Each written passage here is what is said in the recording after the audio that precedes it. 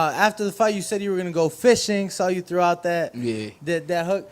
Did you think you gonna get a bite? You think he's gonna bite and take that fight, whether it's next or not? Do you think we'll see that in the near future? I feel like it's gonna happen. I feel like if he don't fight, like I said, if he don't fight Crawford, I'm here. And like I said, it's time to go fishing. You know, I'm here. If he can't get Crawford, he can get me. I'm here.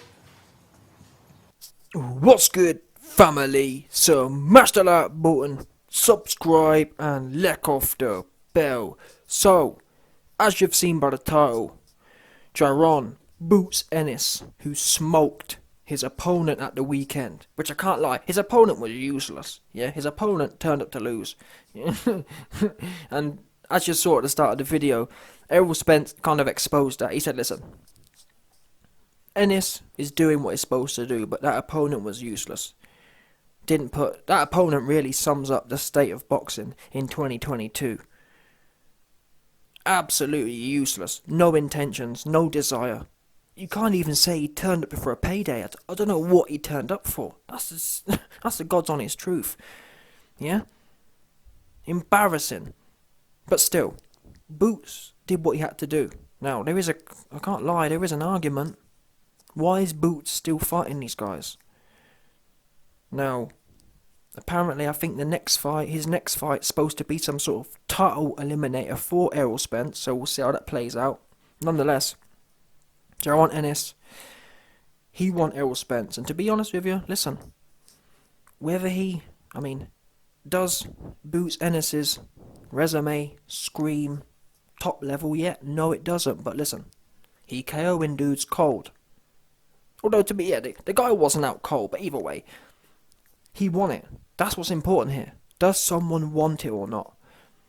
Because really, throughout Errol Spence's career, and that is something he himself actually addressed, he said, when I was coming up, it was Floyd Mayweather, Keith Thurman, I had to do what Ennis is doing now.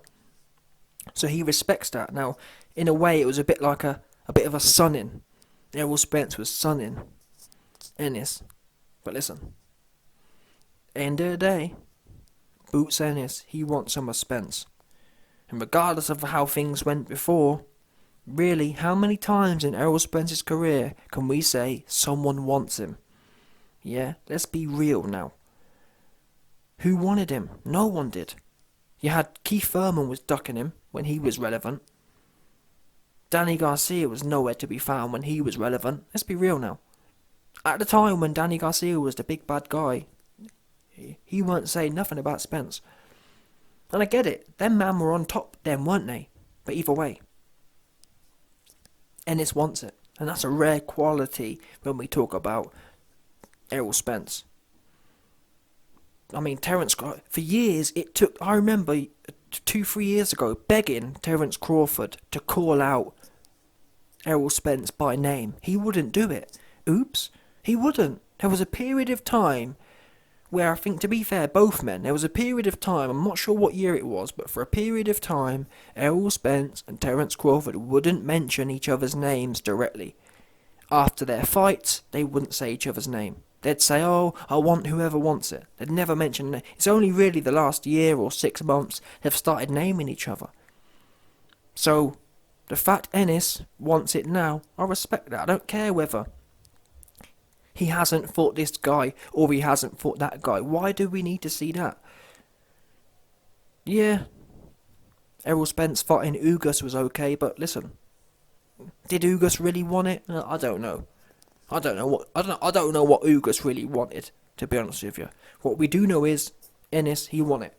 Yeah, Ennis said, listen, Errol Spence, he called himself the big fish. Listen, we going fishing, 100%. Yeah, you best believe it. We got our fishing rod. We're going to wheel him in. We're wheeling in the big fish right now. Yeah? No doubt about it. We got our rod. Yeah? If Errol Spence is the big fish, we got a big ass rod. And he's going to get reeled in. That's what you're going to get. So, I completely agree. Because if it's not Terence Crawford, who is it going to be? And I'm sorry, I'll believe it when I see it. Errol Spence says, well, it's going to be Crawford, and then I'm moving up, and listen, I don't know about all that. Don't forget, people, Jamel Charlo is at 154, and he's undisputed. So what's Errol Spence gonna do? Move up and fight Charlo? Although, to be fair, now Canelo's lost, maybe that deal's back on place. I wouldn't mind seeing that fight, but even so, that fight makes more sense to me once Errol Spence has at least done something at 154, and even at least at 160 maybe, who knows. Golovkin versus Errol Spence, that'd be a huge fight in Texas. Rather than jump to 164, why not go to 160 for that big fight, if Golovkin wants it? Either way, that's irrelevant for this conversation. JARON Ennis. Fact of the matter is, Errol Spence, you're at 147 now, and he want you now. All this talking about where you're going to go in the future and whatever else, do you want it or not? And it's interesting how history repeats itself. I remember Keith Thurman and Floyd Mayweather almost relinquishing their titles before Errol Spence got to them. Why is that relevant? Well, to some extent, we're seeing the same thing again. Because apart from Boots Ennis, who else is there? Not many people. So why don't Errol Spence fill in Ennis? Because he may become an undisputed. Although if Errol Spence beats Crawford, then I guess, is there an argument he's too big for Boots Ennis? I don't know. What happened to being in a division and dominating it? I'm not talking about having one win or a few wins and moving up. Why not dominate? But I get it. Errol Spence has been said, he struggles at the weight. That's a fair argument. If he's struggling, he's struggling. And I guess as long as Errol Spence frees up the belts, so be it. If Errol Spence wants to run off, all that does is add to Ennis's credibility if and when he becomes champion. And if Errol Spence does beat Crawford, though, I don't think Crawford's going to move up. If Errol Spence did beat Crawford, that would leave Crawford and Ennis in the division, which would still be a big fight. And by the way, I'm assuming Errol Spence would win that fight. I actually think I actually would back Crawford to win the fight, although I need to look into how old they are, because I think Terence Crawford might be getting to 36 or whatever. Now, we did see Floyd remained pretty sharp at 38 or whatever, but Floyd was not fighting the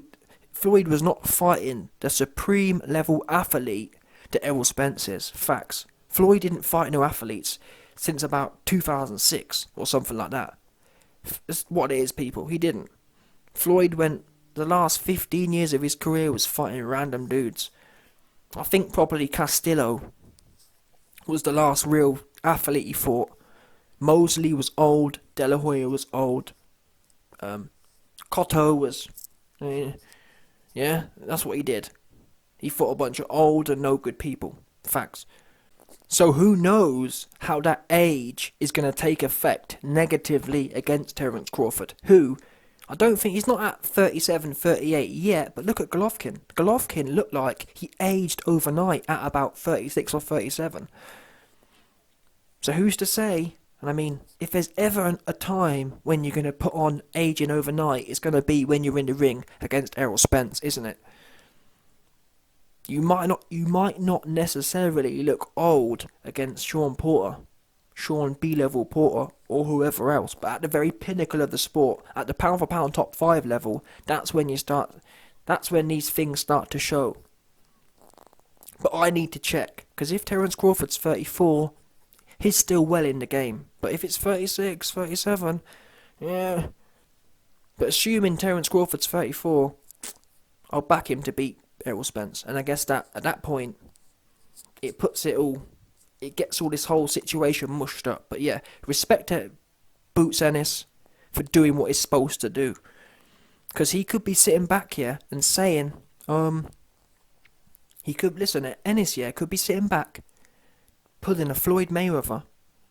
No doubt about it. Boots Ennis could be sitting back right now, strategizing a Floyd Mayweather special, a Gervonta Davis special, which would be, oh, wait there a minute, Errol Spence is about to fight Terence Crawford, and then he's probably going to go up in weight, at which point all the belts will be free.